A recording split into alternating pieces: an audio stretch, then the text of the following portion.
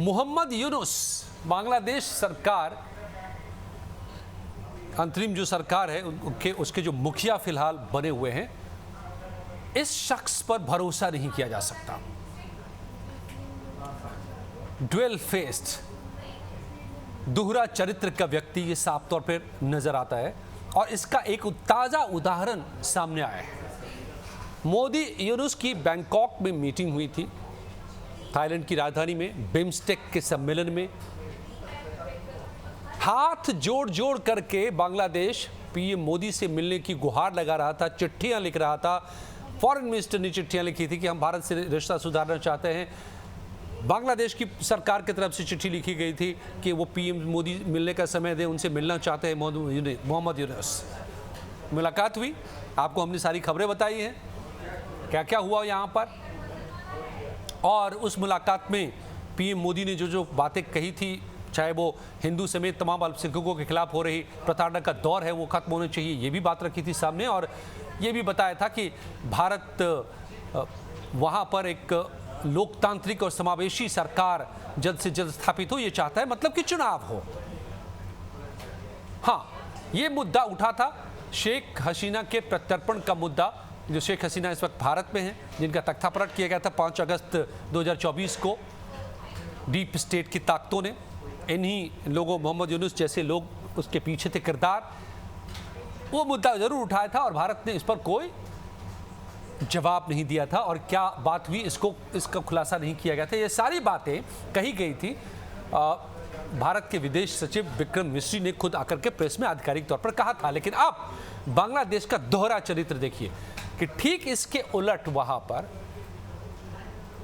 उल्टी बातें कही गई हैं बांग्लादेश की तरफ से इस पूरे बातचीत के बारे में। और कौन बोला ये?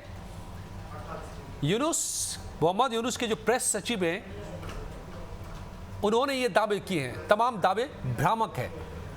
प्रेस सचिव का नाम है शफीकुल आलम। इसने 4 अप्रैल को जो ये मुलाकात हुई थी उसको लेकर के गलत सलत तमाम बातें वो भी अपने फेसबुक पर लिखा। अब देखिए पैंतरेबाजी। आधिकारिक रूप से जैसा कि भारत ने सीना ठोक करके विक्रम मिस्री ने, विदेश सचिव ने सबके सामने दुनिया को बताया कि हाँ ये बातें हुई। खुद प्राइम मिनिस्टर मोदी ने ट्वीट करके बता दिया कि ये बातें हुई जो मैंने आपको बताया। और ये फेसबुक पे पोस्ट कर रहा है, ये कोई आधिकारिक जगह नहीं होती है।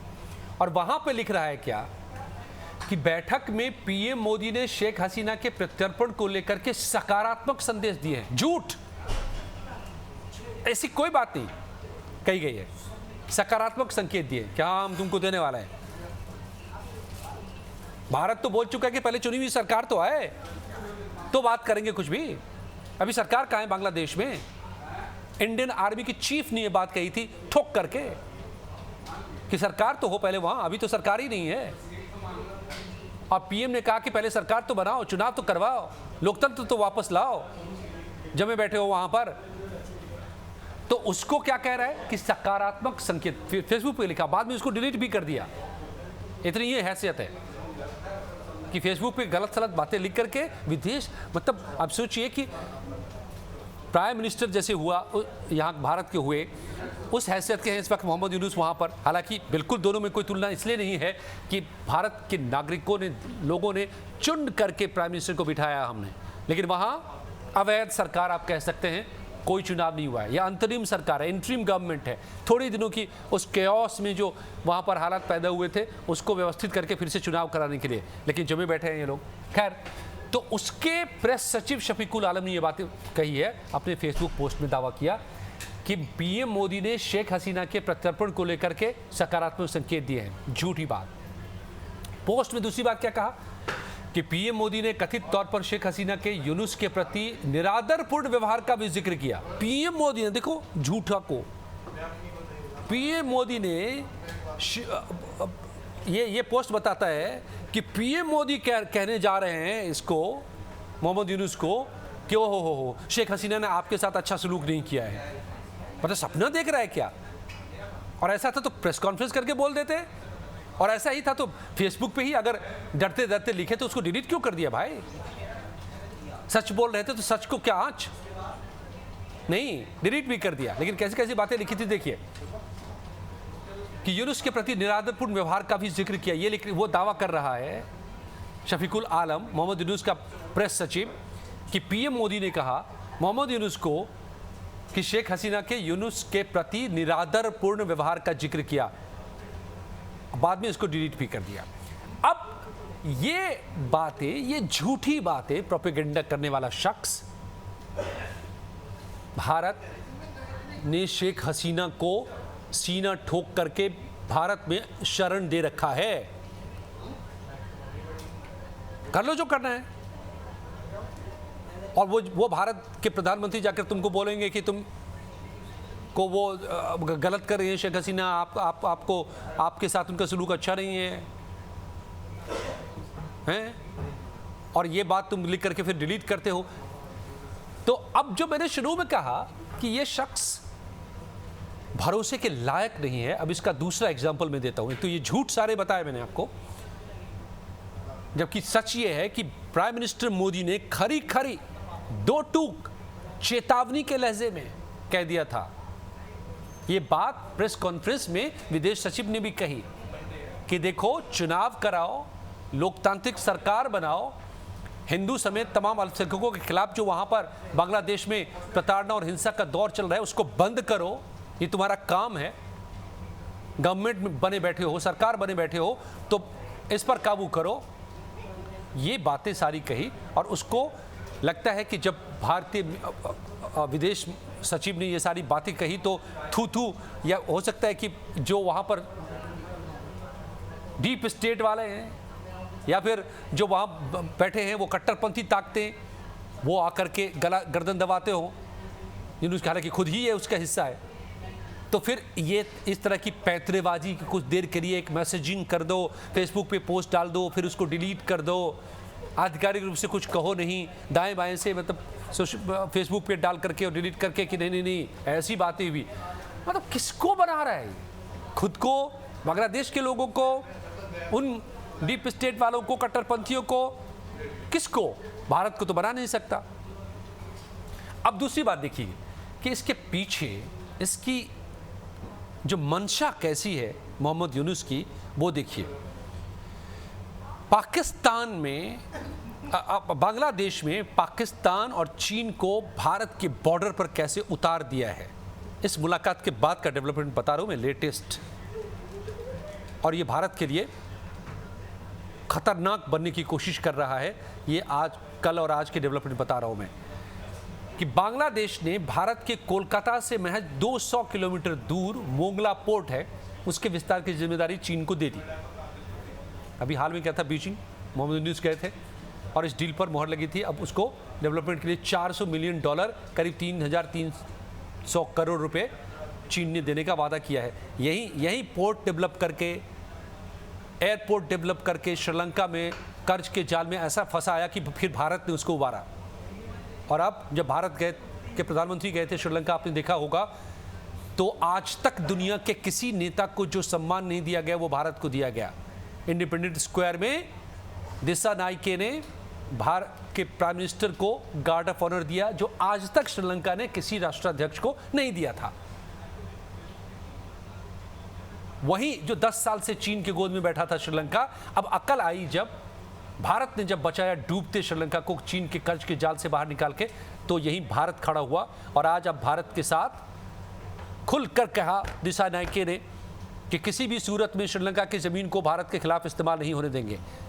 लेकिन ये देखिए, विनाशकाले विपरीत बुद्धि, बांग्लादेश वही काम अब शुरू कर रहा है जिससे चीन थक करके, बर्बाद होकर के, निकल करके भारत के पास आया है। तो कोलकाता से 200 किलोमीटर दूर मोंगला पोर्ट डेवलप करने के लिए दे दिया है, और इसके लिए $400 मिलियन देने का वादा किया चीन ने। इतना ही नहीं, बांग्लादेश लाल मोनिरहाट जिले में एक सैन्य एयरबेस डेवलप कर रहा है, और वो भारत के चिकन नेक जो कहलाता है, यानी सिलीगुड़ी कॉरिडोर से सिर्फ 120 किलोमीटर दूर है। और ये किसके साथ मिलकर डेवलप कर रहा है? पाकिस्तान के साथ। कौन पाकिस्तान? जिसने आज का जो बांग्लादेश है, तब का पाकिस्तान था 1971 से पहले, 30 लाख लोगों को काटा था, उसी पाकिस्तानी आर्मी की एयरफोर्स के पास बांग्लादेश के एयरफोर्स को भेजा है ताकि वो JF-17 जैसे फाइटर जेट्स को पाकिस्तान इसको उड़ाना सिखाएगा।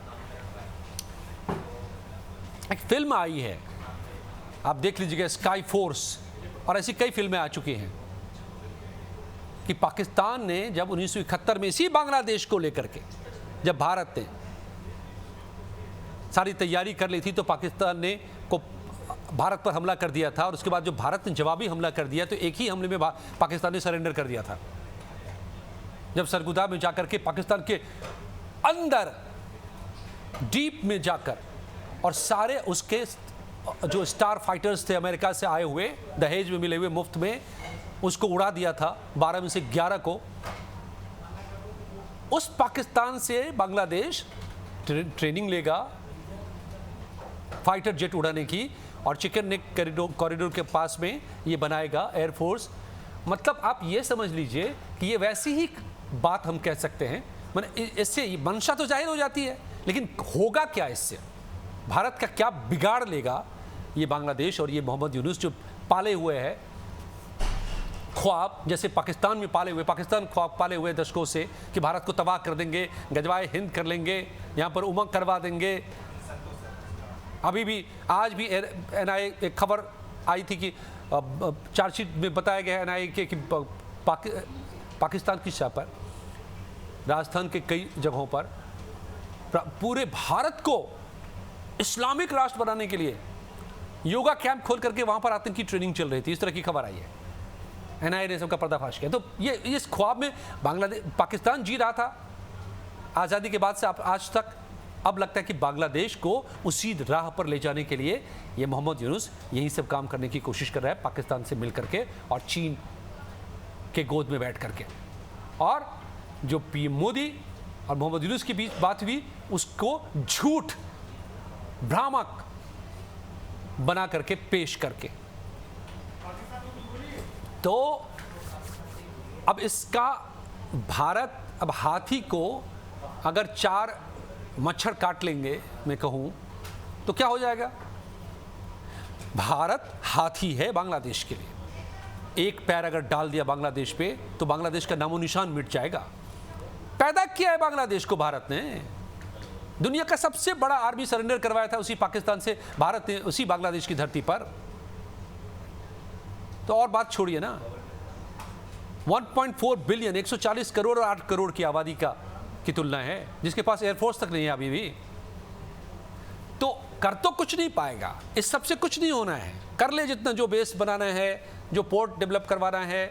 और अमेरिका को चिट्ठी लिखी है आप, हाथ जोड़ करके गिड़गिड़ाते हुए मोहम्मद यूनुस ने, प्लीज़ अभी आप 4 महीने के लिए, 3-4 महीने के लिए हम पर टैरिफ मत लगाइए, हम अपनी तैयारी कर लेते हैं, फिर आप लगाना, प्लीज़ प्लीज़ प्लीज़, सॉरी। क्योंकि यही मोहम्मद यूनुस ने पिछली बार जब ट्रंप अपने पिछले टर्म में प्रेसिडेंट बने थे तो कहा, इसी शख्स का स्टेटमेंट था कि आज दुनिया पर ग्रहण लग गया। डीप स्टेट वाला है ना, लेफ्ट, समझ रहे हैं ना आप, और ये राइट है ट्रंप साहब, एक्सट्रीम। तो ये वो वाली चीज़ चल रही है। तो इसलिए अब बांग्लादेश को भी तड़पाने में लगा हुआ है, सारा एड वेड रोक दिया, व्यापार ठप है भारत से तनातनी करके। तो अब बांग्लादेश ये सारे पैतरे चीन पाकिस्तान करके भारत को, जैसे कि मैं ये कर दूंगा, देखो मैं चीन को बुला लूंगा, मैं पाकिस्तान को बुला लूंगा, फिर तुम्हारा मैं नुकसान कर दूंगा, ये सब पैतरेबाजी कर रहा है। और भारत चुपचाप खामोश बैठे हुआ देख रहा है। ठीक है, कर तू। श्रीलंका भी बहुत उड़ा आया ना, फिर नेपाल भी बहुत उड़ रहा था, हो रहा है नेपाल में कांड, सब देखिएगा खबरों पर, हमने दिखाया भी है आपको। तो बांग्लादेश कि ये पैंतरेबाजी में एक बात साफ हो गई है कि मोहम्मद यूनुस काबिले एतबार शख्स नहीं है, दोहरा चरित्र है इस सरकार का यहाँ मौजूद जो है। और वो दोहरा चरित्र हमने आपको बार बार दिखाया है कि आतंक उसके पेट में है, डीप स्टेट उसकी आत्मा में है, और तब जो इस वक्त की सरकार वहाँ चला रहा है उसकी दुर्गति वो अपनी तो कराएगा ही, बांग्लादेश की कितनी दुर्गति करा के मानेगा, ये देखने वाली बात होगी। तो क्या लगता है आपको कि बांग्लादेश की झूठ के बाद बांग्लादेश को लेकर के भारत का क्या रवैया होना चाहिए आपको? अपनी राय हमें, आप क्या चाहते हैं, क्या करे भारत, हमें ज़रूर बताइए। और अगर ये वीडियो पसंद आई हो तो लाइक और शेयर ज़रूर कीजिए। बहुत बहुत धन्यवाद।